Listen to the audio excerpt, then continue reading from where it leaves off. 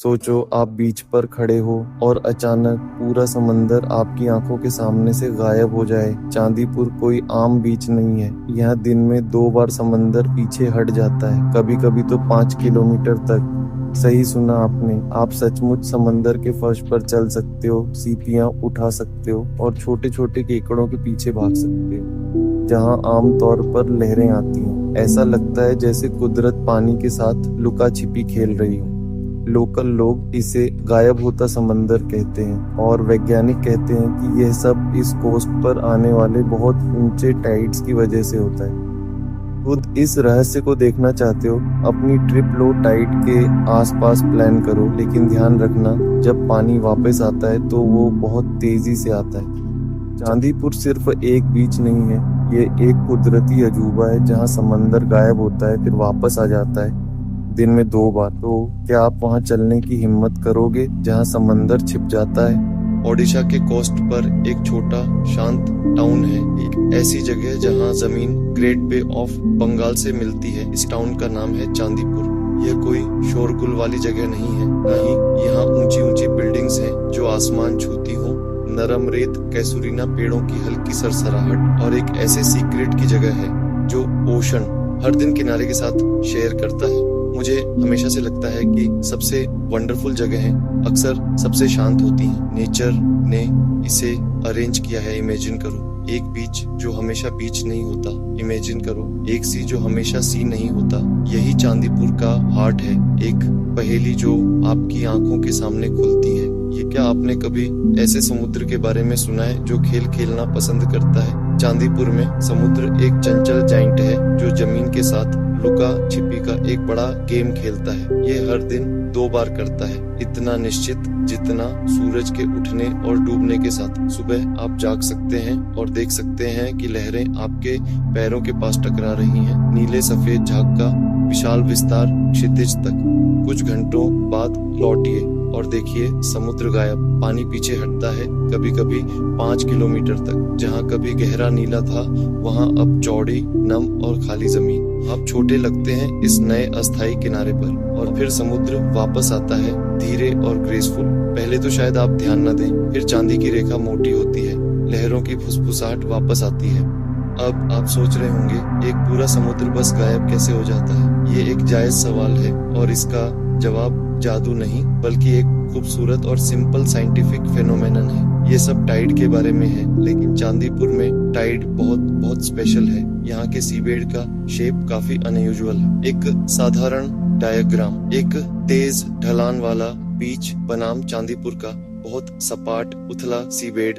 गहराई में सीधे नीचे ढलान होने के बजाय चांदीपुर का बीच अविश्वसनीय रूप से फ्लैट है और बहुत लंबी दूरी तक हल्के ग्रेडियंट के साथ फैला हुआ है। इसे स्लाइड नहीं बल्कि एक लंबी लगभग लेवल वाली वॉकवे समझो जो समुद्र में बहुत दूर तक जाती है। ये अत्यंत उथला और फ्लैट सीबेड ही इस ड्रामेटिक रिट्रीट का मुख्य कारण है। जब लो टाइड आता है, चंद्रमा के गुरुत्वाकर्षण खिंचाव की वजह से सूर्य के गुरुत्वाकर्षण का भी योगदान, पानी का स्तर गिर जाता है।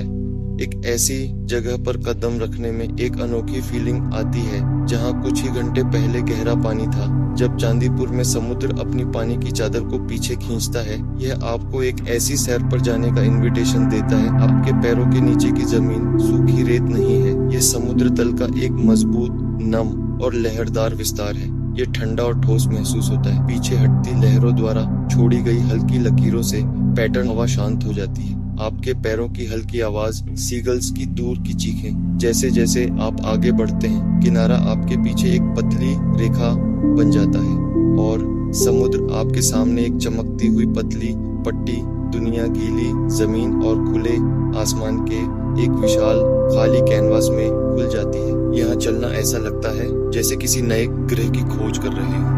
जब चांदीपुर में समुद्र शर्मीलेपन से पीछे हटता है तो वह सिर्फ गीली रेत से ज्यादा कुछ छोड़ जाता है। वह समुद्र तल पर खजानों का एक ढेर बिखेर देता है, उन लोगों के लिए उपहार जिनके पास धैर्य भरी आंखें और कोमल स्पर्श है। इनमें सबसे आम है सी शेल्स। आपको वे हर आकार, साइज, रंग में मिलेंगे। कुछ छोटे नाजुक होते हैं जो चावल के नन्हे दानों जैसे दिखते हैं। और कुछ बड़े ज्यादा अलंकृत शंख होते हैं जिनमें घुमावदार पैटर्न होते हैं। कुछ मोती जैसे सफेद होते हैं, कुछ गुलाबी, कुछ भूरे, और वे सभी समुद्र के अंतहीन घूमने से पूरी तरह से आकार लेते हैं। वाकई समुद्र तल पर चलना एक खजाने की खोज बन जाता है।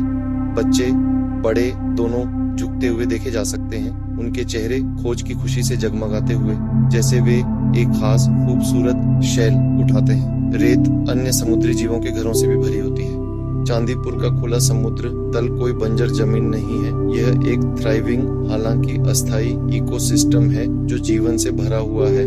प्रसिद्ध लाल केकड़ों से परे करीब से देखने पर छोटी जीव जंतुओं और प्लांट्स की एक दुनिया दिखाई देती है। जैसे ही आप चलते हैं आपको रेत में छोटे छेद दिख सकते हैं। ये विभिन्न प्रकार के बरोविंग क्लैम्स हैं और ये वर्म्स के घर हैं। वे पानी के पीछे हटने पर खुद को खोद लेते हैं और नम रेत में ज्वार के लौटने का धैर्य पूर्वक इंतजार करते हैं। रेत जीवित है, इन छिपे हुए निवासियों की छोटी गतिविधियों से सांस ले रही है, कोपीरिट होती है।